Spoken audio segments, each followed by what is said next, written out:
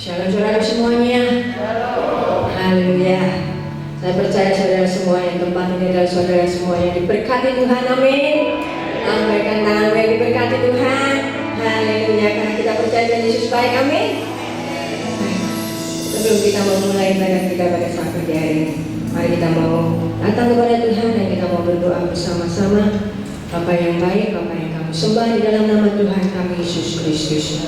Sungguh kami bersyukur Bapa untuk kesempatan yang masih Tuhan berikan buat kami saat ini, sehingga saat pagi hari ini Tuhan kami boleh kembali beribadah di tempatmu ini Tuhan, di rumahmu ini Tuhan. Kami bersama-sama dengan saudara-saudara seiman kami Tuhan mau memuji dan menyembahmu. Maka saat ini Tuhan kami mau Tuhan Kau hadir di tengah-tengah kami Tuhan. Kau melawat setiap kami pribadi lepas pribadi Tuhan, setiap jemaatmu Tuhan, setiap anak-anakmu yang sudah hadir di tempat ini, maupun ya Bapa siapapun mereka Tuhan yang tidak bisa hadir saat ini Tuhan, tapi mereka Tuhan yang rindu Tuhan mau mengikuti ibadah ini secara online. Tuhan kami percaya urapan-Mu terjadi di mana-pun saja Bapa. Lawanan-Mu sanggup Tuhan menjamah setiap kami Tuhan dimanapun kami berada. Maka biarlah saat ini Tuhan kami mau satukan hati kami dan kami mau memuji dan menyembah-Mu.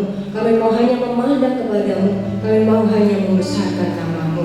Terima kasih Bapa, terima kasih. Maka biarlah Tuhan saat ini Tuhan Kau memberkati ibadah ini Tuhan. Karena ibadah kami ini Tuhan benar-benar menjadi ibadah yang memberkati seluruh kehidupan kami dan menjadi persembahan yang indah dan menyenangkan hati-Mu.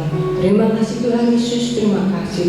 Kami serahkan sepenuhnya Tuhan saat pagi hari ini, waktu ini Tuhan, tempat ini Tuhan. Kau kuasa dan kuasa darah-Mu Tuhan. Dan setiap hati kami, pikiran kami, supaya kami hanya memandang kepada-Mu Bapa. Terima kasih Tuhan Yesus, di dalam nama Tuhan kami Yesus Kristus, kami berdoa dan mengucap syukur. Haleluya. Amin. Mari saudaraku, sebelum kita memuji Tuhan, kita mau berikan tepuk tangan yang terbaik buat Tuhan kita. Haleluya. Haleluya. Saat ini saya juga tidak memaksa saudara tetap duduk, tetap berdiri, ataupun mau bergoyang, mau lari-lari, terserah saudaraku.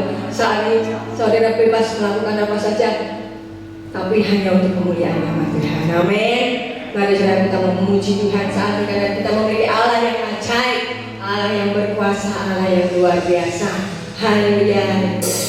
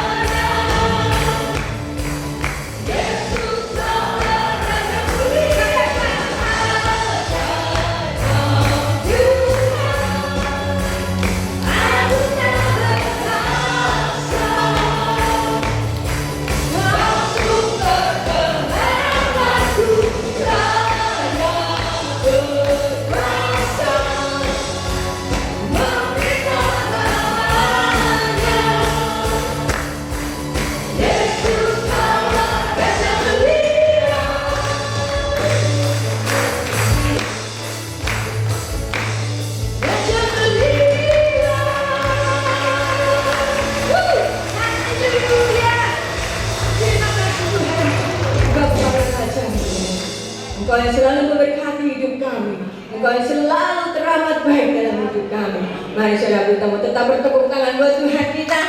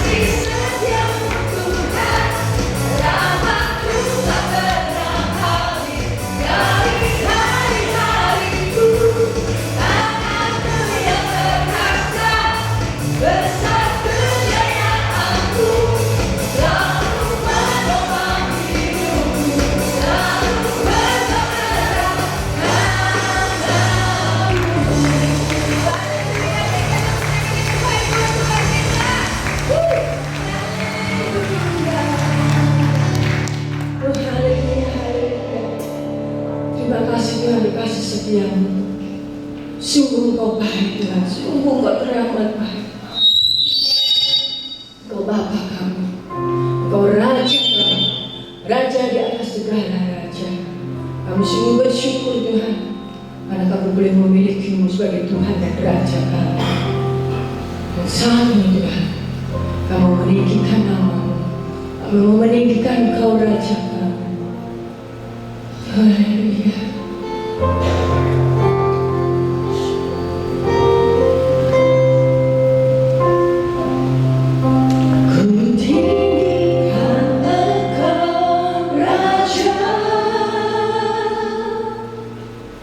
Yang duduk di atas tahta,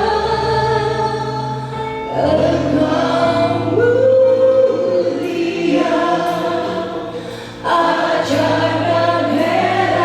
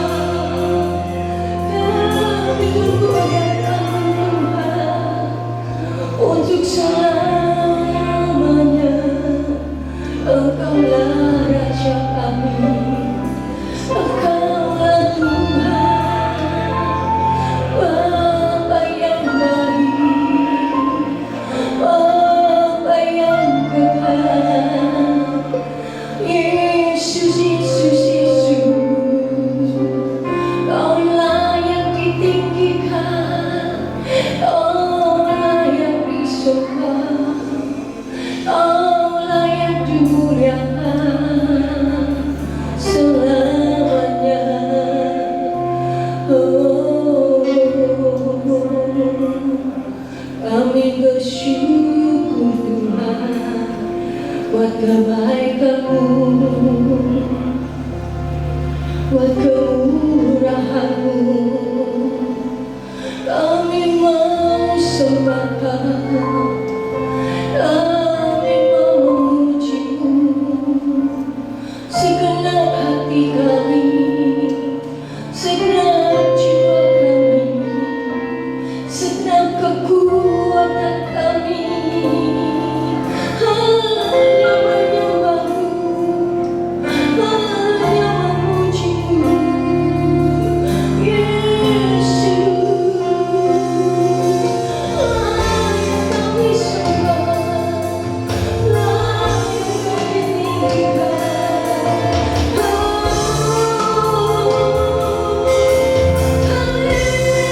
Haleluya, Yesus.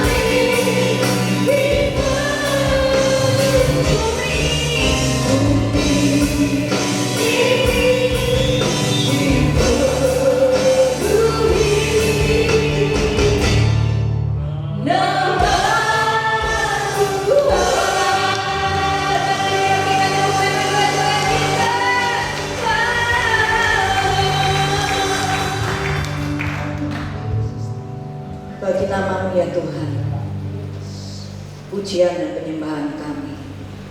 Hati kami bersuka cita Tuhan, karena berkat-Mu, rahmat-Mu selalu berlimpah untuk kami. Kami memuji nama-Mu, kami membesarkan Engkau, karena adalah hamba-hamba-Mu di sini Tuhan. Biarlah hati kami dilembutkan untuk selalu mendengar kebenaran firman-Mu ya Bapa. Hati kami selalu rindu akan kebenaran-kebenaran firman-Mu, terbuka, dan kami mau belajar Tuhan, supaya kami mengerti rencana-Mu dalam kehidupan kami pribadi lepas pribadi. Mampukan kami semua Tuhan untuk menangkap apa yang dibagikan, dan itu mengubah hati kami, sikap hati kami. Kami semakin cinta karena kami semakin mengenal dan kami semakin mengerti apa yang Kau inginkan dalam kehidupan kami, bahwa kami selalu menyenangkan hati-Mu. Biarlah kami menjadi anak-anak-Mu yang bersuka cita ketika masalah harus kami hadapi, menari-nari ketika masalah-masalah ada dalam kehidupan kami. Karena kami mengerti Engkau Bapa yang baik, Engkau selalu memberi yang terbaik untuk kami. Terima kasih ya Bapa. Biarlah Roh Kudus bekerja dengan luar biasa. Berbicaralah Roh Kudus seperti apa yang Kau kehendaki. Lawan setiap kami, berikan hikmat kepada kami. Kami percaya berkat Tuhan ini penuh kami terima, tidak ada yang tertinggal. Kami tolak segala gangguan-gangguan, kami tolak segala peralatan-peralatan yang mengganggu, kami tolak segala perbuatan iblis yang ingin mencuri berkat-berkat kami. Kami tolak itu di dalam nama Yesus Kristus. Terima kasih Bapak, kami sudah siap, hati kami terbuka, kami siap menerima kebenaran firman-Mu. Dalam nama Yesus, mari semua yang percaya katakan sama-sama, amin. Shalom. Puji Tuhan, sehat semua ya. Salam juga buat yang ada di di multimedia ya. Kita akan belajar kebenaran firman Tuhan hari ini. Kita tahu bahwa manusia hidup itu selalu punya masalah, benar nggak? Dari bayi aja udah punya masalah loh, ya enggak? Bayi keluar langsung nangis, ya. Nah, kenapa manusia itu punya masalah? Kenapa yo? Kenapa kok manusia punya masalah? Ada yang bisa jawab? Ya, betul. Karena hidup. Ya, manusia itu punya masalah karena hidup. Kalau mati nggak punya masalah, sudah selesai. Saya minta tolong pemain musik kalau bisa duduk bersama di sini, ya. Nah, mengapa kok Tuhan izinkan masalah ada dalam kehidupan kita? Tuhan bawa ya sing enak-enak wae, sing kepenak, sing orang susah-susah. Masalah ya sing segera baik rampung, ya. Nah, kenapa Tuhan itu izinkan masalah yang seringnya itu melebihi, menurut pandangan kita itu melebihi kekuatan kita, ya. Pertama, yaitu supaya manusia nggak jadi sombong, nggak merasa bisa, nggak merasa mampu dengan kemampuan sendiri, dengan kekuatan sendiri itu bisa menyelesaikan masalah. Dalam setiap manusia selalu ada satu masalah yang tidak bisa diselesaikan oleh manusia itu sendiri, hanya bisa oleh Tuhan. Itu selalu. Kadang nggak cuma satu, kadang 2, 3, banyak, tergantung kekuatannya, ya. Nah, Tuhan selalu mengerti kekuatannya. Kekuatan manusia itu sendiri melebihi dari kita mengenal diri kita sendiri.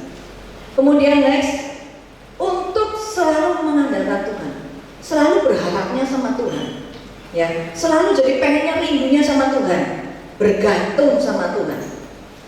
Itulah mengapa kau harus ada masalah. Kemudian yang ini yaitu untuk menumbuhkan rohani orang percaya. Jadi masalah adalah sebagai alat Tuhan untuk menumbuhkan rohani orang percaya itu. Jadi bukan Tuhan yang bikin masalah, tapi mengizinkan masalah itu terjadi dalam kehidupan kita. Bisa karena kesalahan kita, keputusan kita, ya, kita berbuat dosa sehingga kita mengalami hukuman, atau keputusan kita yang kita tidak mengandalkan Tuhan, akhirnya kejeblos masalah, ya. Tetapi itu Tuhan izinkan sebagai alat Tuhan untuk membuat rohani orang tumbuh. Maka hari ini saya ingin bagikan dengan tema yaitu tujuan pertumbuhan tujuan pertumbuhan rohani. Mengapa Tuhan itu rindu rohani kita bertumbuh? Mengapa Tuhan tuh pengen banget kita tuh dewasa secara rohani? Dalam kerohanian itu tidak selalu bicara tentang umur, ya. Umur seseorang bisa menjadi tua, tetapi dia tidak dewasa.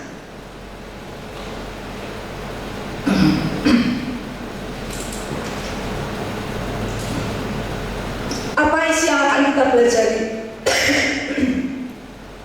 Apa isi tujuan pertumbuhan rohani ini yang akan kita pelajari? Yaitu pertama, kita mau ngerti apa sih arti iman percaya lebih dalam lagi, ya. Kemudian kedua, kita belajar 7 tingkatan iman. Kenapa? Supaya kita kenal sampai di mana sih saya posisinya tuh di mana, ya. Jadi kita akan lebih mengerti apa yang harus kita kerjakan, ya. Kemudian ketiga, apa tujuan kita mencapai pada kesempurnaan rohani, ya. Tujuannya apa sih kita suruh sempurna? Tuhan menginginkan kita tuh sempurna. Tujuannya apa? Buat apa sih sempurna Tuhan? Mau enak hidup di dunia sudah enak nyaman kok. Ngapain jadi sempurna? Susah jadi sempurna itu, ya. Nah, 3 hal inilah yang akan saya bagikan. Tujuannya apa?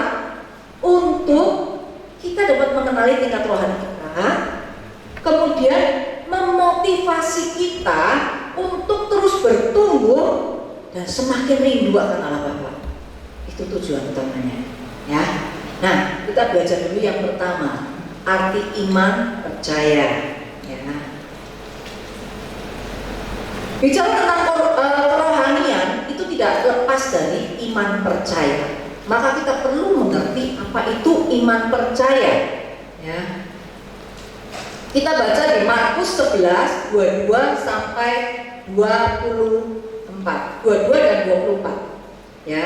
Baca bersama-sama yuk. 22, 1, 2, 3. 1, 2, 3. Yesus menjawab mereka, percayalah kepada Allah. Nah, ini dalam terjemahan baru, tetapi dalam King James Version di sini dikatakan bahwa have faith in God, artinya adalah milikilah iman di dalam Allah. Milikilah iman di dalam Allah. Nah, iman dalam bahasa Ibrani ini yaitu pistis, yaitu kata benda. Jadi iman dalam Ibrani di sini itu kata benda, berupa benda, ya. Kemudian di dalam yang ayat ke-24 itu dikatakan begini. Karena itu aku berkata kepadamu, apa saja yang kau minta dan doakan, percayalah bahwa kamu telah menerimanya, maka hal itu akan diberikan kepadamu. Jadi percaya dalam ayat 24 itu bahasa Ibrani itu pisteo. Pisteo itu bentuknya kata kerja, ada suatu tindakan yang aktif, ya. Jadi dia iman itu kata benda, ya, itu benda yang kita miliki ketika kita percaya sama Yesus. Tetapi Allah dalam ayat 24 minta kita percayalah. Di situ kata kerja, suatu tindakan yang aktif yang harus dilakukan, ya. Nah, Dalam tingkat pertumbuhan iman itu, iman percaya itu selalu bersama, bareng ya. Ya, nanti kita lihat di dalam. Nah, iman itu tidak mati, iman itu hidup. Dia bisa hidup, bisa naik turun, ya, dinamis, bergerak. Nah, iman itu ada yang besar, ada yang imannya kecil, ada yang dewasa, ada yang imannya masih kanak-kanak. Maka Yakobus 2 ayat 26, Yakobus 2 ayat 26,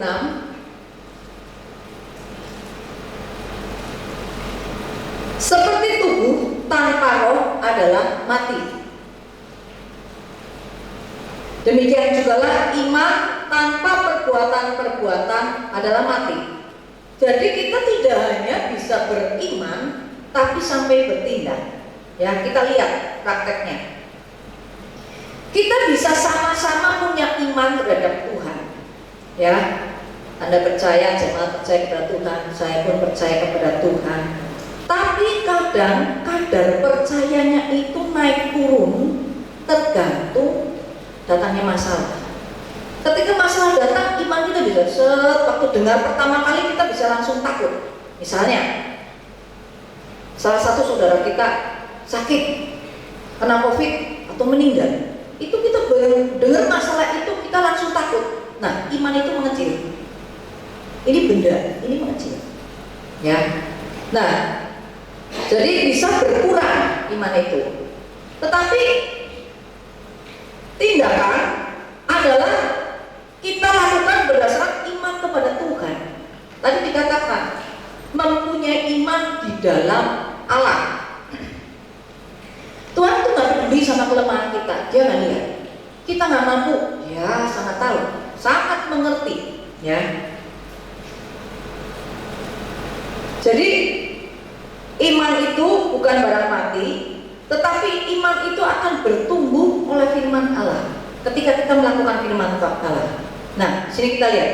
Iman itu bertumbuh oleh firman Allah, oleh ujian, oleh pencobaan, oleh aniaya dan penderitaan, oleh kehidupan padang gurun, oleh karena dipraktekkan dan oleh persoalan yang kita alami. Contoh, ya, seperti tadi malam, kita ada masalah nih dengan LCD.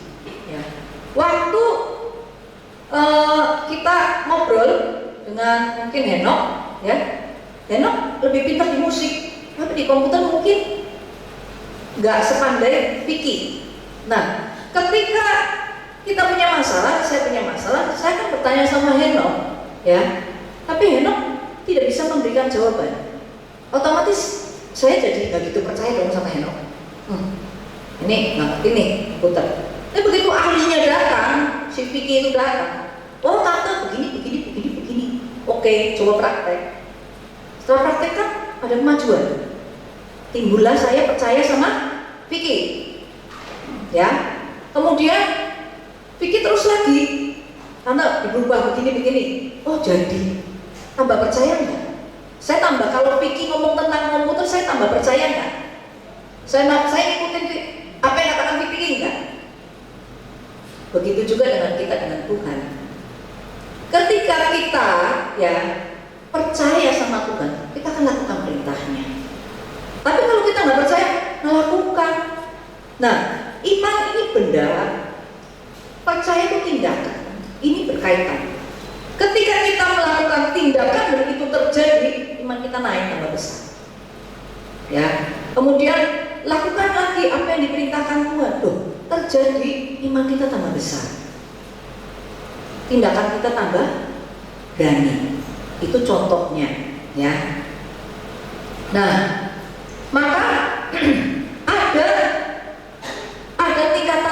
tingkatan dalam pertumbuhan iman dan pertumbuhan rohani. Kita lihat di tabernakel, ya.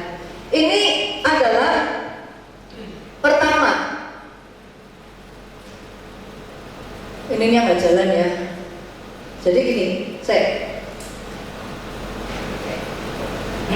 Jadi gini, waktu kita percaya kepada Tuhan, pertama kali kita dengar firman Tuhan, kita pertama kali dengan Yesus, kita itu ada baru di berubah pelataran. Ya, pertama dengan Yesus. Ya, oh Yesus mati buat saya. Saya percaya. Kemudian saya terima Yesus. Itu pertama kali ada di pelataran, di pintu pelataran. Kemudian setelah percaya, kita mulai menyesal. Oh dulu tuh aku salah ya, aku dulu berdosa ya, aku dulu suka berbohong ya, sukanya ngata-ngatain orang. Kalau marah aku nggak bisa menguasai diri, aku nyakiti orang. Di sini mulai terjadi penyesalan dan pertobatan, yaitu waktu kita masuk dalam mesbah korban bakaran. Nah, melalui masalah-masalah ini yang timbul, biasanya orang itu ketemu masalah dulu, baru dia menyesal. Kalau belum ada masalah, nyaman, nggak apa-apa. Loh, aku nggak apa-apa kok, aku masih diberkati, masih berkecukupan, aku nggak butuh Tuhan, aku bisa kekuatanku sendiri. Tetapi ketika satu masalah yang tidak bisa kita selesaikan, baru kita mikir, introspeksi diri, cari kenapa ya Tuhan, kenapa kok bisa begitu, baru menyesal dan bertobat. Kemudian ketiga, kita masuk mengeluarkan buah-buah pertobatan, mulai berubah. Yang dulu kalau ngomong kasar, sekarang kalau ngomong baik saja, oh ya terima kasih. Kalau dulu cuek, nggak pernah nyapa, ya terjadilah buah-buah pertobatan. Kemudian setelah itu punya kerinduan untuk lebih dalam lagi di dalam Yesus, mintalah dibaptis, ya, melakukan baptisan air. Itu masuk ke kolam pembasuhan, ya. Nah, next. Kemudian ada kerinduan, ada hati yang pengen sekali ketemu Tuhan, ada hati yang mulai pengen sekali lebih lagi sama Tuhan. Barulah akan terjadi baptisan roh. Itu kita baru masuk ke pintu gerbang ruangan suci. Baru masuk pintu gerbang ruangan suci ketika kita mengalami baptisan roh dan kepenuhan roh. Kemudian next, barulah setelah itu kita masuk ke dalam ruangan kudus, ya, di mana di situ kita mulai dapat karunia-karunia, kita mulai dapat buah-buah roh. Misal kita mulai bisa penguasaan diri, bisa segalanya. Terus di sini mulai masuk jawatan, 5 jawatan, ya. Jadi rasul mulai muncul. Oh ternyata kok aku senang mengelola semua gereja, ya. Kemudian menjadi nabi yang berani bernubuat, menunjukkan kesalahan atau memberikan masa depan.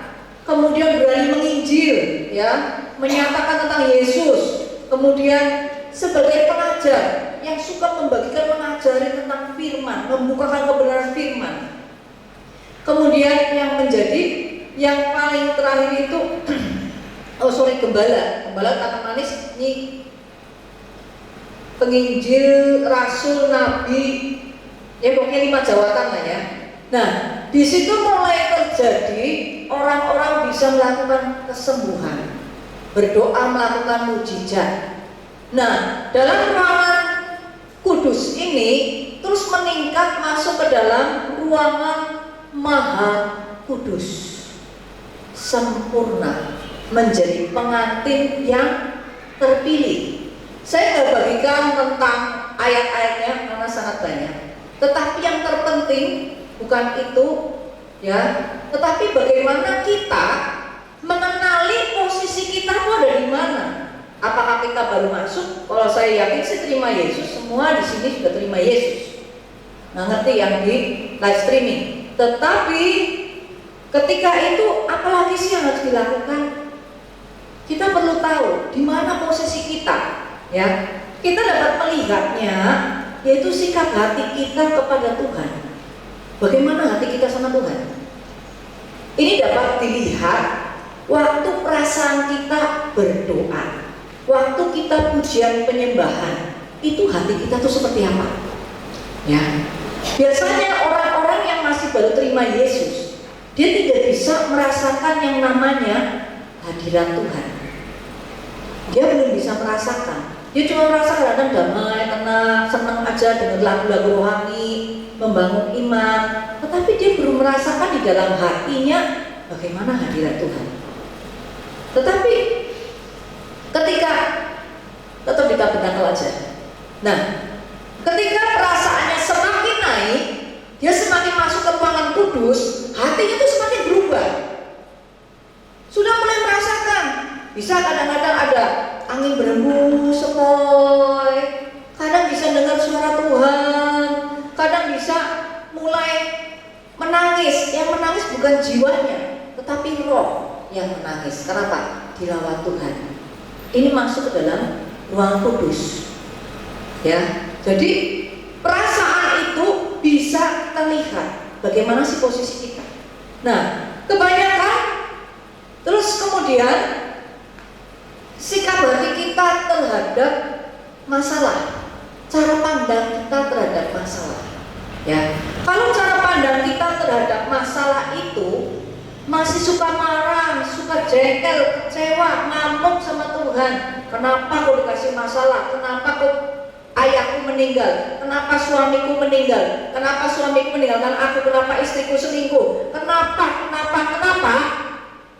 Ya, terus terang saja masih di pelataran, masih di penyesalan dan pertobatan. Ya, jadi dalam susunan ini, 7 tingkatan ini tidak semuanya sama. Kita lihat Sida-sida yang dari Ethiopia, dia ketemu Filipus, dia langsung mendengar firman, dia terima Yesus. Ya, dia alami. Dia belum melakukan suatu buah-buah pertobatan, tetapi dia menyesali perbuatan, dia langsung minta dibaptis. Itu contohnya.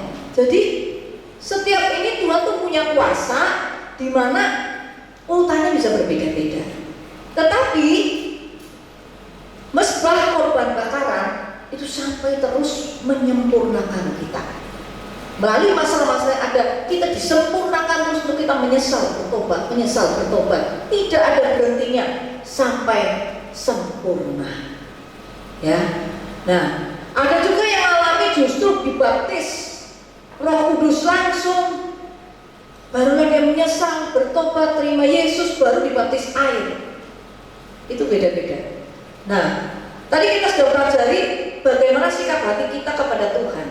Hati kita kepada Tuhan itu waktu berdoa, itu pertama. Kedua, yaitu sikap hati kita, cara pandang kita terhadap masalah. Kalau cara pandang kita masih marah, ya masih di pelataran. Sekarang kayak seperti contohnya tadi, Vicky. Saya mendengar apa yang dikasih petunjuk Vicky, saya percaya, saya lakukan. Begitu juga dengan Tuhan. Ketika kita percaya sama Tuhan, kita akan lakukan perintah Tuhan. Karena apa? Percaya. Tetapi banyak orang Kristen yang masih di pelataran. Di mana apa? Kalau disakiti, susah ngampuni. Kan Tuhan sudah suruh ampuni, tapi nggak mau, enak aja. Oh, dia jahat banget sama aku. Kok aku suruh ngampuni? Dia yang minta maaf sama aku. Tapi Tuhan tidak perintahkan itu. Yang Tuhan perintahkan, ampuni. Kalau kita ikuti perintah Tuhan, maka kita akan ngampuni tanpa syarat. Dan itu akan membuat apa? Iman bertumbuh. Iman yang biji sesawi semakin besar. Ya, jadi waktu kita mengampuni, waktu kita melakukan perintah Tuhan, iman itu bertumbuh. Yang seperti tadi, kata benda dan kata kerja. Ya. Kemudian sikap hati kita terhadap dosa. Bagaimana pandangan kita terhadap dosa? Kalau kita sudah tahu dosa, tapi terus kita lakukan, ya maaf, masih di pelataran. Sudah ngerti, mencuri gak baik, tapi aku butuh ya Tuhan, terdesak, butuh, besok harus bayar, setelah bohong-bohong dikit, ya. Atau hal apapun dosa, sudah ngerti tapi tetap lakukan, artinya kita masih di pelataran. Dan ini pun bukan bicara tentang orang pelayanan. Banyak orang pelayanan pun masih di pelataran. Banyak orang pelayanan yang ibaratnya sudah apa ya, kadang-kadang sakit hatinya tetapi membiarkan sampai tidak merasakan. Tetapi dari keputusan-keputusan yang dia buat, kita bisa tahu apakah dia sudah beres hatinya atau belum. Nggak bicara pelayanan, nggak bicara umur, sudah tua pasti dewasa, pasti bisa memahami, tidak. Tetapi bagaimana sikap hati kita terhadap Tuhan. Kemudian sikap hati terhadap uang. Saya sedang tidak meminta, cuma sikap hati terhadap uang itu kelihatan bagaimana kita itu sudah masuk di wilayah mana. Kenapa? Musuh Tuhan paling utama itu bukan setan. Setan itu sama Tuhan dimusuhkan aja udah kalah. Tetapi uang. Kenapa? Uang bikin kita nyaman. Dengan uang bisa beli ini, bisa terpenuhi kebutuhan ini, itu semua bisa terpenuhi. Tetapi ingat, uang itu Allah. Nah, akan kelihatan orang itu ada di mana. Bisa saja dia bisa di ruangan kudus, sudah bisa melayani, sudah punya bahasa roh, sudah punya ibaratnya bernubuat, sudah pekakan suara Tuhan. Tetapi ketika bicara uang itu bicara kenyamanan ya. Jadi bukan hanya sekedar uang saja, tetapi kenyamanan diri kita. Apa yang paling kita sukai? Lah, kalau dicubit kesukaan itu mau enggak? Karena bicara pengantin, ruangan kudus itu benar-benar sudah bukan diri kita. Itu makanya melalui masalah buat lepasin ikatan-ikatan ini. Jadi segala ikatan-ikatan ini itu membuat kita tuh tidak bisa naik, nggak bisa maju lagi. Mau masuk ke ruang kudus susah, masuk ke ruang maha kudus lebih susah lagi. Kenapa? Ikatan-ikatan ini mengikat. Masalah, kenyamanan, dosa, cinta uang, ya lebih cinta pada pacar, lebih cinta kepada suami maupun istri atau anak, itu membuat kita susah masuk ke dalam ruang maha kudus. Ya, nah kalau bicara ruang maha kudus itu sudah benar-benar kita tuh menyerahkan hidup kita itu buat Tuhan. Benar-benar udah dilepasin. Jadi Tuhan yang bekerja, dengerin suara Tuhan, disuruh ini, disuruh itu kita lakukan, itu baru kita masuk ke ruang maha kudus. Bisa waktu kita berdoa masuk ke dalam hadiratnya, benar-benar bisa. Tetapi untuk menjadi pengantin itu perlu perjuangan. Saya pun berjuang, ya. Kemudian kita mau lihat, ya. Next, yaitu tujuan pertumbuhan rohani.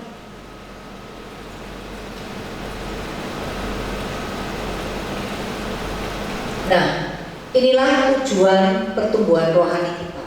Mengapa kok Tuhan itu pengen kita tuh bertumbuh? Kita bicara tentang akhir zaman. Saya bukan orang yang ahli di sini, saya cuma mau belajar. Mari kita belajar bersama, ya. Nah, 2 Petrus 3 ayat 8 berkata begini. Akan tetapi, saudara-saudaraku yang kekasih, yang satu ini tidak boleh kamu lupakan, yaitu bahwa di hadapan Tuhan satu hari sama seperti 1000 tahun dan 1000 tahun sama seperti satu hari. Maka kita lihat ini dari zamannya Adam itu sampai di sekarang ini kita sudah melewati 6000 tahun. Ya, untuk lebih jelasnya, next.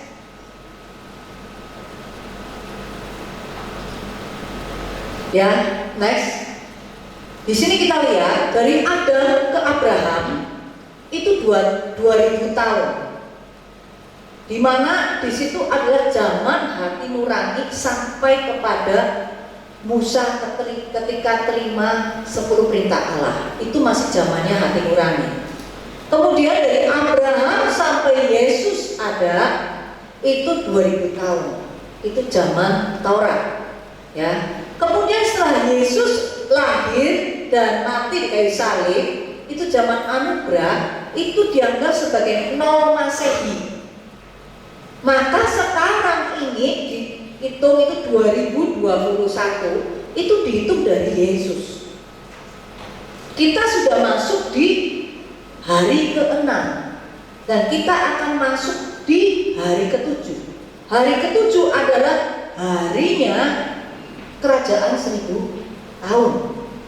Nah, dari sini kita belajar waktu zaman anugerah ini, selama zaman anugerah selalu dikatakan apa? Yesus itu selalu ngomong apa? Akhir zaman. Sampai sekarang. Tetapi kita sudah di ujung. Saya ininya nggak jalan. Di sini nih, di yang tanda merah ini, panah merah ini, kita itu posisi di situ sebelah sininya. Itu kita posisinya sudah di situ. Kita di ujungnya akhir zaman, ya, di mana nanti adalah Yesus datang untuk kedua kalinya. Tapi Yesus datang di sini, next, kita potong ya. Nah, Yesus kedatangan Kristus di udara yang pertama itu parousia. Parousia itu artinya Yesus turun di udara menjemput gerejanya. Nah, di sini sebelum ada pengangkatan, karpet merah itu sedang digelar. Kita lihat di karpet merah, next. Kita lihat di Yeskiel 44 ayat 1 sampai 3. Kemudian yang membawa aku kembali ke pintu gerbang luar dari tempat kudus yang menghadap ke timur. Gerbang ini tertutup. Lalu Tuhan berfirman kepadaku, pintu gerbang ini harus tetap tertutup, jangan dibuka dan jangan seorang pun masuk dari situ. Sebab Tuhan Allah Israel sudah masuk melaluinya, karena itu gerbang itu harus tetap tertutup. Hanya raja itu, oleh karena ia raja, boleh duduk di sana makan santapan di hadapan Tuhan. Raja itu akan masuk melalui balai gerbang dan akan keluar dari situ. Jadi melalui pintu timur, gerbang timur inilah Yesus akan datang. Gerbang timur itu adalah Asia kecil, kita, Indonesia. Maka karpet merah ini sudah terjadi. Melalui pandemi ini, mulai teknologi semakin canggih, kita lewat Zoom, bisa dengan seluruh negara dimanapun juga, yang penting ada sinyal, kita bisa berdoa bersama. Itu sudah terjadi di mana-mana. Saya ikutin yang Akademi Akhir Zaman. Di situ tiap jam 4 pagi berdoa. Nggak cuma jam 4 sekarang, jam 4 sore ada, jam 12 siang ada. Ada terus mendoakan apa? Mendoakan Indonesia supaya mengalami pemulihan, kemudian mendoakan bangsa-bangsa. Dan itu yang bergabung itu sudah Belgia, udah Philadelphia, California, banyak sekali lah. Dan itu nggak cuma ini. Saya lihat teman saya ikut yang lain. Banyak sekali sum-sum doa dari Indonesia mendoakan Amerika, Eropa, semua. Artinya sudah mulai terjadi yang namanya karpet merah.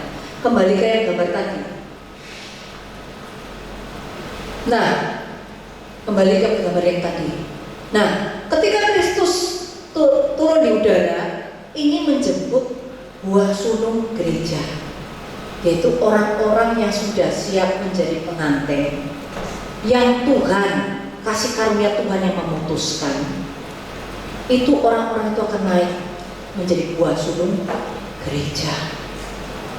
Itulah yang saya dan Bapak Gembala itu rindukan untuk semua jemaat, untuk semua yang mendengar kebenaran firman. Naik dululah di sini, ikut dalam buah sulung gereja. Karena sudah ini kan bahwa akan banyak sekali jemaat orang-orang Kristen yang tidak akan terangkat di pengangkatannya pertama. Kenapa? Gak percaya ini akhirnya akhir zaman. Mereka hidup nyaman, sukacita, dan sekarang iblis bekerja dengan luar biasa dengan caranya. Ya, sekarang enggak kayak genderuwo, takut-takuti gitu, enggak. Bikin kesenangan, bikin kenyamanan.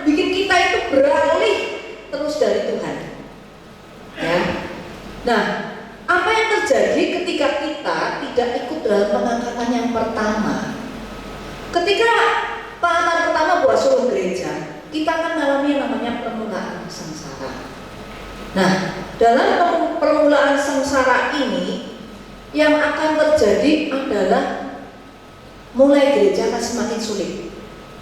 Ya, semakin sulit beribadah, semakin sulit. Ya, fungsi-fungsi gereja ini semakin dibatasi. Sekarang saja sudah mulai kan, sudah terjadi. Nanti akan semakin sulit lagi. Ya. Nah, kita lihat juga paham radikal juga sudah mulai terjadi di mana-mana. Itu berkembang terus, bekerja terus di mana-mana. Nah, kita nanti akan lihat, ya. Coba masuk next dulu, next lagi. Kita lihat di Wahyu 7 1-8. Nah ini Wahyu 7 1-8. Setelah itu aku melihat 4 malaikat berdiri di 4 penjuru bumi, sedang menahan keempat angin bumi, supaya tidak ada yang bertiup di darat, di laut, ataupun di pohon-pohon. Kemudian aku melihat malaikat lain muncul dari tempat terbitnya matahari, dengan membawa segel dari Allah yang hidup. Ia berseru dengan suara keras kepada keempat malaikat yang telah diberi kuasa untuk merusak bumi dan laut tadi. Kemudian, janganlah merusak bumi, laut, atau pohon-pohon sebelum kami selesai memberi tanda segel pada dahi hamba-hamba Allah kita. Aku mendengar jumlah mereka yang disegel sebanyak 144.000 orang. Mereka semua berasal dari setiap suku anak-anak Israel. Dikatakan di situ Yehuda, Ruben, Gad, Asher, Naftali, Manasye, Simeon, Lewi, Isakar, Zebulon, suku Yusuf dan suku Benyamin, masing-masing 12.000. Ketika permulaan sengsara ini mulai terjadi, Tuhan akan bangkitkan 144.000 ini menjadi penginjil-penginjil yang luar biasa. Kalau ada di antara kita yang tertinggal di buah sulung gereja, cari ke 144.000 orang ini, ikuti kegiatannya, apapun yang dikerjakan mereka, ikuti pengajarannya, karena ini akan dipakai oleh Tuhan untuk menginjil seluruh dunia. Ya. Kemudian nanti, coba next. Nanti setelah permulaan sengsara itu nanti akan ada yang namanya pengangkatan kedua, yaitu pengangkatan bangsa Israel. Yaitu yang 144.000 itu akan diangkat. Ya, jadi Tuhan itu sungguh luar biasa. Ya, nanti Bapak Ibu jemaat akan melihat mengapa Tuhan itu sangat sayang sama kita. Wahyu 7 ayat 9, kemudian kita lanjutkan 13-17. Setelah itu aku melihat sesungguhnya sejumlah besar manusia yang tidak dapat dihitung jumlahnya, dari semua negara dan suku bangsa dan suku dan bangsa berdiri di depan tahta dan di hadapan anak domba, memakai jubah putih dan dahan-dahan palem di tangan mereka. Kemudian satu dari tua-tua itu berbicara dan bertanya kepadaku, siapakah mereka yang memakai jubah putih ini dan dari mana mereka datang? Maka aku berkata kepadanya, Tuanku, engkau mengetahuinya. Lalu ia berkata kepadaku, mereka adalah orang-orang yang telah keluar dari penganiayaan besar dan telah mencuci jubah mereka dan memutihkannya di dalam darah anak domba. Oleh karena itu, mereka berdiri di hadapan tahta Allah dan melayani Dia siang dan malam di baitnya, dan Dia yang duduk di atas tahta itu akan tinggal di antara mereka. Mereka tidak akan lapar atau haus lagi, ataupun matahari tidak akan menyakiti mereka, ataupun panas terik yang lainnya. Sebab anak domba yang di tengah-tengah tahta itu akan menjadi gembala mereka dan akan menuntun mereka ke mata air kehidupan, dan Allah akan menghapus segala air mata dari mata mereka. Ya, kita lihat next ya. Nah, kita lihat di sini. Waktu buah sulung gereja panah yang ke atas pertama, orang-orang yang mempersiapkan diri untuk menjadi pengantin, benar-benar menyerahkan hidup buat Tuhan, akan menjadi buah sulung gereja. Roh Kudus tetap ada, tetapi gerejanya diangkat. Gereja diangkat, bertemu Yesus di udara, ada pertemuan di udara, dan di situ kita akan isinya pujian penyembahan tok di atas. Maka kenapa kok gereja sekarang adakan penyembahan? Arahnya untuk mempersiapkan jemaat untuk apa? Cinta Tuhan, melatih kita waktu nanti kita di atas, kita akan isinya penyembah tok, ya. Nah, nanti setelah itu ada 144.000 orang Israel yang dibangkitkan Tuhan untuk menjadi penginjil, akan menginjil di seluruh dunia. Buat orang-orang yang tidak diangkat di buah suruh gereja, ikuti mereka. Kemudian nanti dari 3,5 tahun permulaan sengsara ini akan ada lagi namanya pengangkatan buah sulung Israel. Ini akan diangkat lagi, pengangkatan yang kedua lagi, di mana nanti bersama dengan jemaat-jemaat Tuhan yang mengikuti akan diangkat. Nah, setelah itu, ini kan perluasan sengsara 3,5 tahun. Disinilah mulai antikris itu menduduki tahta, menempati tahta. Kalau sudah di sini orang Kristen yang belum keangkat juga, setengah mati. Dia akan dikejar, tidak bisa makan, pasang chip, nggak ada chip, nggak makan, nggak hidup, nggak bisa beli, nggak bisa menjual. Itu akan sengsaranya luar biasa. Maka dikatakan di sini mereka akan masuk ke gunung-gunung, mereka akan mencari lembah-lembah, mereka akan menutup, malah minta Tuhan matiin aja loh, kamu nggak bisa. Tetapi di sini nanti akan terjadi pengangkatan yang ketiga, yaitu orang-orang yang benar-benar sudah meskipun diginiin tuh sama misal tetap maunya sama Yesus. Tapi masalahnya di sini kan sengsaranya besar sekali karena orang ini sudah sangat kejam. Mereka sudah mempersiapkan alat-alat yang untuk ibaratnya untuk membuat kita tuh takut. Kayak blender raksasa, kayak alat yang ditarik, kita diikat terus kita ditarik sana sini. Jadi kalau mati masih enak, ditembak dor enak, lelek enggak, pelan-pelan tarik, sakit tarik terus di blender. Itu membuat kita tuh bisa sangat ketakutan. Nah di situ iman kita tetap nggak sama Yesus. Tetapi nanti ada orang-orangnya. Di sini sudah dikatakan dalam firman tadi yang di Wahyu 7 ayat 9 itu. Di ayat 14 bahwa dikatakan mereka adalah orang-orang yang telah keluar dari penganiayaan besar dan telah mencuci jubah mereka dan memutihkannya dalam darah anak domba. Nanti ada orang-orang yang terakhir, pengangkatan yang terakhir, panah susunan 3. Nah, mengapa Yesus ingin sekali kita tumbuh rohaninya? Yesus itu Allah Bapa itu sangat sayang sama kita. Dia tuh nggak pengen kita tuh ngalami. Maka dia tuh dari sekarang tuh sudah ngugah, ayo tinggalkan dosamu, ayo tinggalkan kenyamananmu. Apa yang bikin kamu nyaman? Game bikin kamu nyaman, bikin kamu senang. Kamu bisa lari dari masalahmu terus. Kamu cari tempat-tempat yang membuat kamu nyaman di situ. Kamu nggak mau menghadapi masalahnya. Lakukan, karena Tuhan ingin apa? Terjadilah masuk dalam buah sulung gereja. Tinggalkan cinta akan uang. Uang itu alat. Dalam memberi kita kelihatan kita mau memberi orang enggak? Atau aku masih butuh mau lah. Aku masih butuh sekali, nggak mau aku memberi, enak aja. Bagaimana sikap kita terhadap uang, terhadap dosa, terhadap Tuhan, terhadap cara pandang kita terhadap masalah? Apakah dengan mengerti ini, apakah tetap tidak mau mengampuni? Apakah tetap tidak mau meninggalkan dosa? Sangat rugi. Itu tuh seperti kita lihat, kita sebagai orang tua, misalnya bapak-bapak, ibu yang sudah umur, pasti sangat mengerti anaknya butuh apa. Tetapi kalau belum saatnya kan tidak akan diberikan. Benar nggak? Ngerti nggak kalau orang tua ini, oh ini anak nanti butuh sepeda motor, wah anak ini nih butuh kuliah, anak ini butuh les, butuh apa? Ngerti apa yang disukai anaknya juga ngerti. Tetapi kalau dia ngerti apa yang diberikan itu akan menyakiti anaknya, saya yakin bapak ibu pasti tidak akan kasihkan. Benar nggak bapak ibu? Itulah bapak di surga.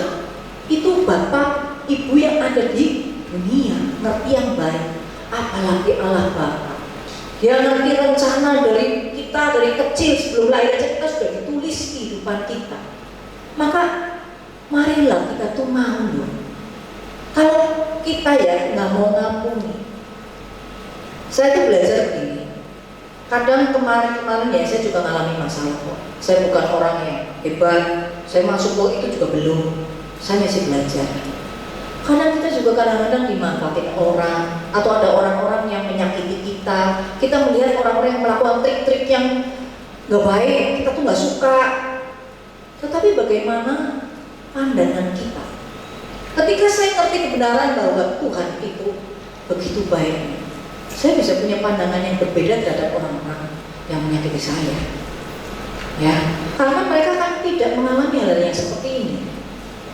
Akan sangat merugikan kita, ya. Nah, kita lihat di sini apa yang akan terjadi, ya.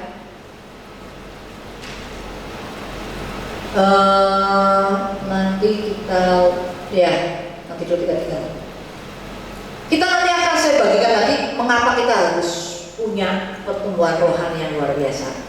Kita masuk dulu bagaimana menjadi mempelai Kristus, ya. Bagaimana untuk menjadi mempelai Kristus? Pertama, kita harus mencintai dan mengenal Allah. Kita lihat di Yeremia 9 ayat 24. Ya. Yeremia 9 ayat 24. Tetapi siapa yang mau bermegah, baiklah bermegah karena yang berikut. Bahwa dia memahami dan mengenal aku, bahwa akulah Tuhan yang menunjukkan kasih setia, keadilan dan kebenaran di bumi. Sungguh semuanya itu kusukai, demikianlah firman Tuhan. Jadi dikatakan di sini, tetapi siapa yang mau bermegah, baiklah bermegah. Karena apa? Karena memahami dan mengenal Tuhan. Coba sekarang gini, misalnya si A punya anak atau punya suami punya suami, dia bangga akan suaminya. Tapi kadang kita bisa bangga akan sesuatu hal yang tidak baik loh. Benar nggak? Misalnya, aku bangga banget suamiku. Suamiku tuh keren. Dia berani nabrak orang. Dia tuh nggak gampang dimanfaatin orang. Ya, dia orang yang pandai, bisa ngakalin orang. Lihat prestasi kerjanya luar biasa. Bisa loh orang banggakan ketidakbenaran. Benar nggak?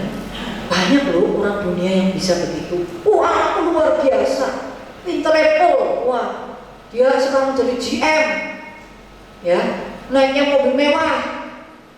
Tetapi kerjanya sikat-sikut sana sini. Nah, tetapi di sini, ya, Tuhan mau kita itu bermegah karena Tuhan. Dan karena Tuhan apa? Karena kita kenal Tuhan kita tuh baik banget. Aku bangga banget. Aku punya Tuhan yang besar, Tuhan yang maha baik, yang maha kasih. Itu yang luar biasa, kasihnya luar biasa terhadap pembunuh, perampok, pencuri. Dia tetap mengasihi. Itu yang luar biasa. Aku bangga karena itu. Nah, itulah yang diinginkan oleh Tuhan. Kita bangga, kita bermegah karena kita mencintai Allah, karena kita kenal Dia baik.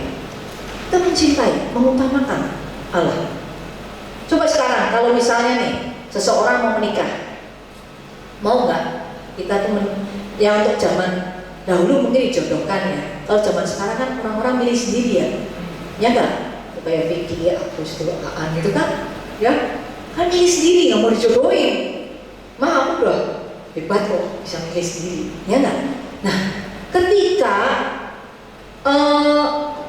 engkau mendapatkan pacaran nih, tapi ternyata orangnya itu, wanitanya itu tidak benar, ya, suka ngomong kasar, kalau pakai pakaian itu nggak jaga kekudusan.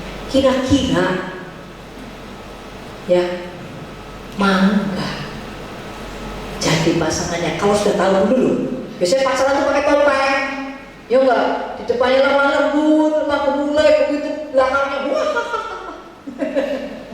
Ya, nah, kira-kira mau nggak? Nah, itu tuh manusia. Tuhan Allah itu kudus, sangat kudus, maha kudus. Dia akan mencari mempelai yang benar-benar seperti serupa dan segambar dirinya, yang sama-sama kudus. Ya. Kemudian next, yaitu dalam Wahyu 19 ayat 8. Dan kepadanya dikaruniakan supaya memakai kain lenan halus yang berkilau-kilauan dan yang putih bersih. Di mana artinya lenan halus itu adalah perbuatan-perbuatan yang benar dari orang-orang kudus. Artinya kita selalu berusaha melakukan perbuatan ilahi kekudusan, meskipun menyakiti hati kita sendiri. Benar nggak? Misalnya nih, pasangan kita selingkuh, nyakiti nggak? Sakit. Tapi ketika kita sakit, mau nggak kita tetap jaga kekudusan kita? Atau malah kita balas, kamu bisa, aku juga bisa. Jangan kira aku bisa lebih dari kamu. Waktu kenyamanan kita dicubit, diambil. Misalnya, ya, kita senang game-gamean, handphone kita diambil, marah enggak? Ya kan? Waktu kita nyaman, waktu tidur kita, mau nggak diganggu? Ayo doa. Tuhan ngomong doa. Ini Tuhan enak. Mau nggak? Kalau namanya sudah jadi mempelai ya, itu benar-benar nggak gampang. Saya pun masih belajar. Itu harus benar-benar mengikuti apa perintah Tuhan dan serupa dan segambar dengan Tuhan. Kemudian yaitu setia. Matius 24 ayat 13. Tetapi orang yang bertahan sampai pada kesudahannya akan selamat. Ketika masalah ini datang, kita sudah sesuai perintah Tuhan. Masalah ini datang lagi lebih berat lagi. Kita masih ngikutin perintah Tuhan. Datang lagi. Masih setia enggak? Ketika engkau dikata-katai yang bahwa engkau goblok, engkau tidak berguna, engkau tuh jelek, tetap setia enggak sama Tuhan? Tetap enggak ngampuni? Atau kita malah benci dengan orang yang mengata-ngatai kita? Kalau dengan Tuhan tuh beda sekali. Ya, kita lihat bahwa Tuhan itu mengasihi semua orang, semua jiwa, siapapun dia, meskipun itu orang yang melukai kita. Mungkin itu orang tuamu yang menghina kamu, Tuhan mengasihi. Mungkin pria atau wanita yang merebut pasanganmu, Tuhan tetap mengasihi. Punya nggak hati untuk mengasihi orang-orang yang nyakiti kita? Karena Tuhan itu mengasihi. Kita pun sama. Kita dinakalin, ya, kita dicurangin, kita tetap mengasihi. Karena mempelai kita mengasihi dia. Bisa nggak dalam itu? Itu yang Tuhan mau. Tetapi mengapa Tuhan tuh mau kayak gitu loh ya Tuhan? Mau yo angel itu. Karena Tuhan rindu bersama-sama dengan kita. Nanti kita lihat lagi, ya. Kita yang keempat, bagaimana supaya kita menjadi mempelai. Yang keempat yaitu kita memenuhi amanat. Tuhan Yesus itu nyuruh kita loh. Di Matius 28 19 sampai 20 dikatakan begini. Karena itu pergilah, jadikanlah semua bangsa muridku dan baptislah mereka dalam nama Bapa dan Anak dan Roh Kudus, dan ajarlah mereka melakukan segala sesuatu yang telah kuperintahkan kepadamu. Jadi Yesus itu kerinduannya adalah jiwa. Maka Yesus itu terhadap orang jahat pun dia tetap mengasihi, sabar nunggu. Kamu mau bertobat, dia sabar nunggu. Kita pun harus punya seperti itu. Kita pun harus berpikiran seperti mempelai kita. Coba kalau kita punya pasangan tidak sevisi, pacaran tidak sevisi, yang satu pengennya ke A, satu pengennya B, kira-kira masih tetap mau pacaran, mau tetap dilanjutkan ke pernikahan? Karena kan menjadi suatu pertengkaran terus itu, ya. Nah, kalau kita mau menjadi mempelainya Allah, punya perasaan, punya cintanya, punya hatinya, punya kesukaan, kebenciannya Allah, itu harus sama. Kesukaannya Allah adalah jiwa, kerinduannya adalah semua jiwa diselamatkan. Nah, kalau di sini kita tidak mau melakukannya, ya nanti di kerajaannya 1000 tahun kita nggak ngerti bisa jadi apa, ya. Oke, nah kita itu masing-masing diberikan talenta, diberikan kemampuan. Next, diberikan talenta, diberikan kemampuan.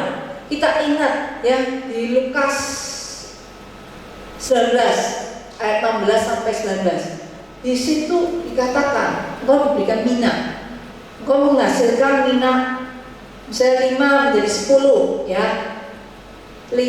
Nah, di sini dikatakan lihat, masing-masing diberi 1 mina, kemudian masing-masing kembali dengan banyak. Kemudian diberikan apa? Terimalah atas 10 kota, terimalah atas 5 kota. Artinya diberikan suatu kepercayaan. Kepercayaan itu ada di mana? Ya, nanti di kerajaan 1000 tahun. Ya.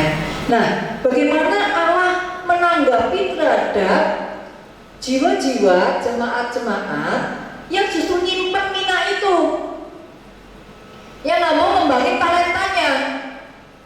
Di situ di ayat next yuk, di ayat yang ke-23 dikatakan demikian. Jika demikian, mengapa orang dulu next lagi di ayat ke-27. Akan tetapi semua seteruku ini dianggap setiap orang yang tidak mau mengembangkan talenta dan kemampuannya dianggap sebagai seteruku yang tidak suka aku menjadi rajanya. Bawalah mereka kemari dan bunuh mereka di depan mataku. Yang tidak mau mengembangkan talenta, Tuhan hukum, ya. Nah, kita kembali ke gambar yang tadi. Coba yang ada Tartaros, Hades, kembali ke gambar yang tadi.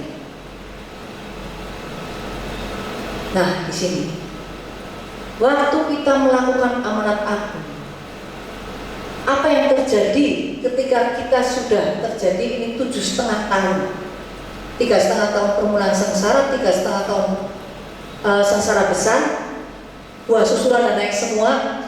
Yesus akan datang yang kedua kali, yang disebut nanti sebagai Epifania, bersama dengan malaikat di surga dan semua orang-orang yang sudah mengalami pengangkatan bersama-sama turun ke bumi melakukan peperangan melawan yang Magog. Ada di Wahyu, saya akan lupa itu, Harmagedon. Peperangan itu akan terjadi. Disitulah baru terjadilah kerajaan 1000 tahun, di mana apa? Yesus yang memerintah. Ada damai, ada sukacita. Dan bagi orang-orang yang banyak memuridkan, banyak bekerja untuk Tuhan, bukan sekedar pelayanan seperti ini ya, tetapi memuridkan, membawa jiwa kepada Tuhan. Disinilah akan memerintah bersama Yesus. Bisa jadi bupati, jadi RT, jadi lurah, jadi gubernur, jadi presiden. Ada ayatnya akan memerintah bersama Yesus. Tetapi sekarang kita lihat kondisi yang sekarang ini, iblis itu bekerja keras sekali mengalihkan kita, perhatian kita itu dialihkan tidak kepada Tuhan lagi, tetapi kepada apa? Uang, kenyamanan, kesibukan kita. Dengan pandemi yang membuat kita sulit mencari uang, konsentrasi pusat kita sudah bukan ke Tuhan, tapi ke uang. Ya. Atau yang anak-anak sekarang, pemuda, ini tua juga iya, game.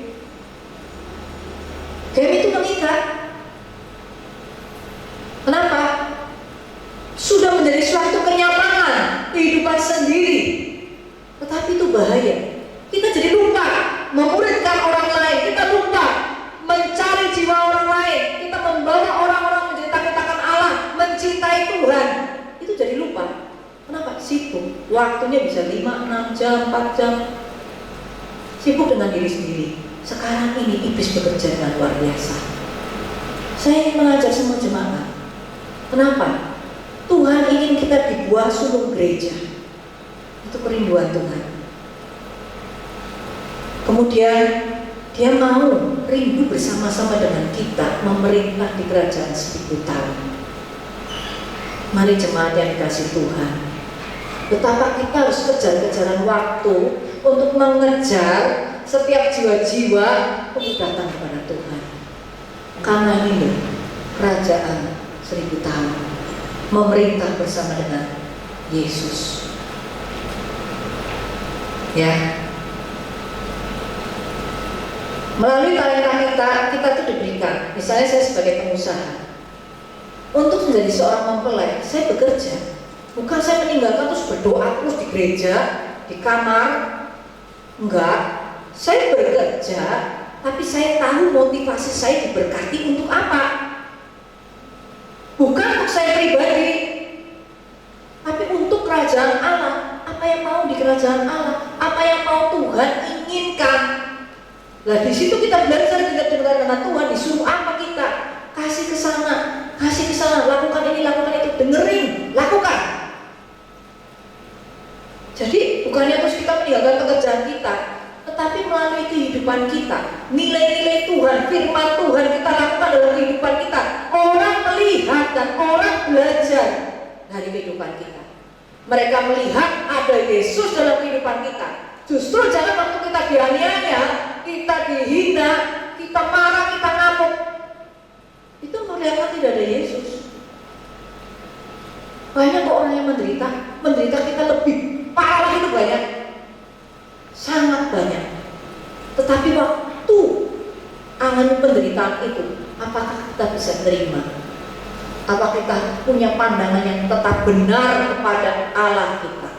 Apakah kita tetap mencintai Tuhan? Ya, sebagai penutup, saya ambil dari 1 Korintus 9 ayat 24 sampai 25. Tidak tahukah kamu bahwa dalam gelanggang pertandingan semua peserta turut berlari, tetapi bahwa hanya satu orang saja yang mendapat hadiah. Karena itu larilah begitu rupa sehingga kamu memperolehnya. Tiap-tiap orang yang turut mengambil bagian dalam pertandingan menguasai dirinya dalam segala hal. Tiap-tiap orang yang turut mengambil bagian dalam pertandingan menguasai dirinya dalam segala hal. Dalam hal apapun kita kuasai kita. Mereka berbuat demikian untuk memperoleh suatu mahkota yang fana, tetapi kita untuk memperoleh suatu mahkota yang abadi. Mari jemaat yang dikasih Tuhan, jangan kumpulkan harta yang bisa dimakan hangat, tapi kumpulkan harta yang di surga. Kasih setiap jiwa seperti engkau, seperti Yesus memandang dia.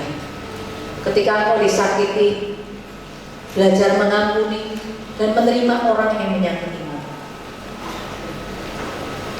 Biarlah kasih Tuhan yang ada dalam diri kita meliputi kita semua. Saya rindu semua jemaat yang mendengar baik melalui live streaming maupun jemaat yang ada di tempat ini untuk siap menjadi mempelainya Kristus. Mari kita datang kepada Tuhan. Mari kita bangkit berdiri.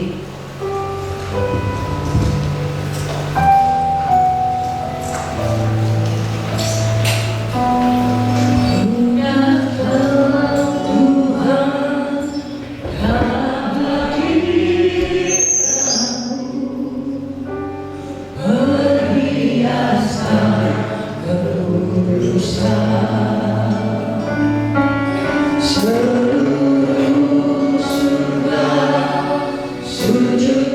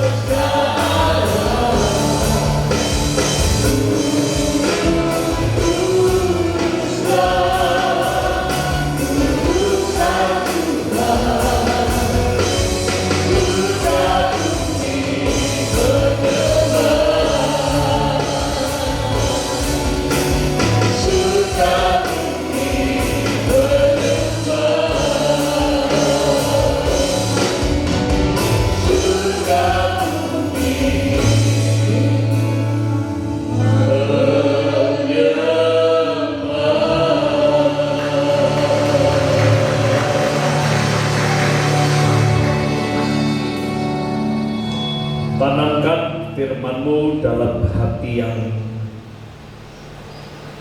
kudus, yang layak, dan yang berkenan di hati-Mu ya Tuhan.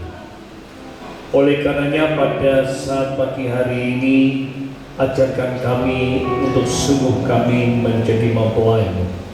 Yang sungguh Tuhan, ajarkan kami terus mengenal, berkenan, dan sungguh-sungguh Tuhan setia, dan terus melaksanakan apa yang berkenan dalam kehidupan kami. Kami menyatukan hati kami, untuk kami berdoa untuk kota kami ya Tuhan. Biarkan Kau sendiri Tuhan mengampuni bangsa kami. Engkau mengampuni Tuhan segala setiap pemerintahan yang ada. Kami merindukan Tuhan memberkati bangsa ini, memberkati Tuhan setiap kami, dan kami yakin percaya Tuhan bumi dipenuhi kemuliaan. Oleh karenanya pada saat pagi hari ini kami serahkan seluruhnya ke dalam tangan kasih-Mu. Terlebih kami yang Tuhan mendengarkan firman-Mu, kami yang hadir di tempat ini, bahkan kami yang mendengarkan dari live streaming. Biarkan Tuhan di dalam setiap masalah apapun yang kami hadapi, kami yakin percaya Tuhan sudah melawat dan memberkati kami. Kami yakin percaya Tuhan dalam apapun yang sedang kami gumuli, Tuhan Engkau mendengarkan doa kami. Yang sakit Tuhan sembuhkan, yang susah Tuhan hibur, iman kami yang lemah Tuhan kuatkan, sehingga segala apapun Tuhan kami yakin percaya semuanya pasti ada jalan keluar yang terbaik untuk kami. Terima kasih Bapa, terima kasih. Pada saat ini mari jemaat Tuhan, kita arahkan seluruh kehidupan kita untuk kita lebih mencintai Tuhan. Firman Tuhan mengatakan bahwa lebih lagi kita mengasihi dan mencintai Tuhan. Biarkan kita pujikan, aku cinta Engkau Yesus. Lebih lagi kita akan cinta Tuhan. Haleluya.